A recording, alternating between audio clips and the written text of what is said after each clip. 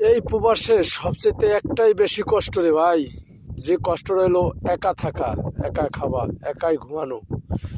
ভাই এই কষ্টটা যে না করছে সে বোঝে না, হয়তো দেশের মানুষ জানে না তাই বোঝে না, হয়তো বোঝে যে ওরা অনেক সুখে আছে, অনেক ভালো আছে।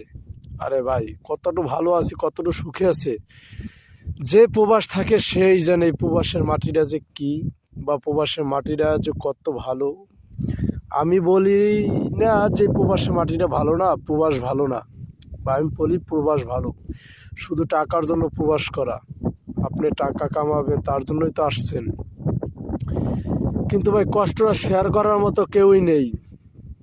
এই প্রবাসে যদি ফোনটাও যদি না থাকে তাহলে আপনার পুরো প্রবাসটাই আধার। এই প্রবাসে একটাই সঙ্গী পাওয়া যায়, একটাই কাছের মানুষ, সেটা হলো মোবাইল ভাই।